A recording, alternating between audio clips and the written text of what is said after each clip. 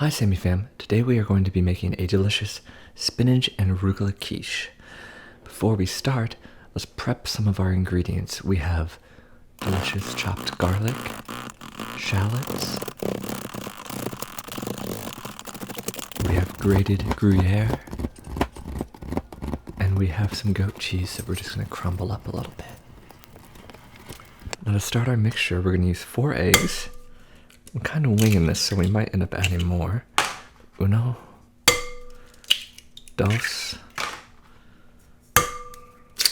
3,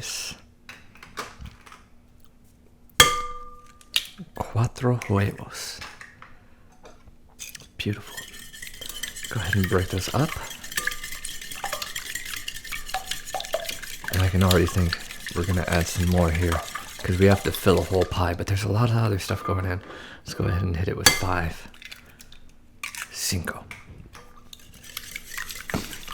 Well, that's good for now. We can always add more.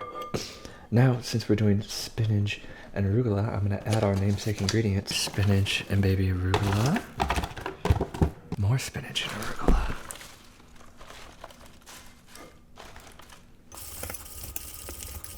I'm going to add in some heavy cream.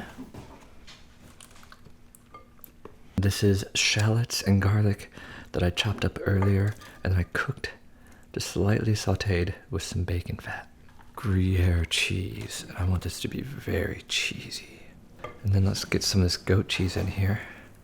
It has a real nice tang to it. Let's go ahead and put a bunch of pepper in here. And then we're gonna need salt too.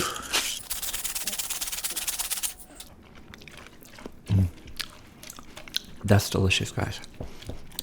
Now, isn't it easy?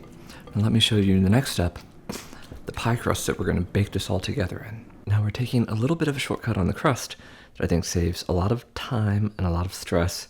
Yes, it's Pillsbury crescent dough. Okay, now what we're going to do to give this a little extra flavor, it's going to make the crust taste delicious, on top of it already being, yummy, yummy crescent dough. We have some stone ground mustard. Don't just use like French's regular mustard, you gotta use nice mustard with some more flavor. We're just gonna rub. There we go, guys, that's gonna be some great flavor. Now we gotta fill it. So we're just gonna dump our pie filling right on in. Our quiche filling here. Our loaded up veggie quiche. And there you have it. I just need to put this in the oven at 350 degrees for about 40 minutes. We'll be right back. And here's the finished quiche. You might notice that I cut off all the edges because I realized as I put it into the oven, I did not have any tin foil in the house. So I cut those off and just ate those before they could burn, so it looks a little bit ratchet. And some of the grains on top caught a little bit, but I think that's okay. I think when we take out a piece, we'll see that it's hopefully perfectly cooked through. Oh yeah, guys, look at that. That's beautiful, and I wish you were here because it smells just fantastic. Let's just have a nibble.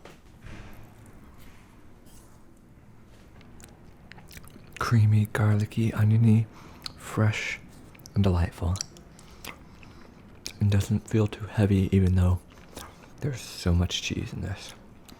This is great, you guys. I hope you'll try this at home. Have yourself a super easy, delicious quiche with little cheaters crust made from Pillsbury dough. Thanks for watching. See you next time.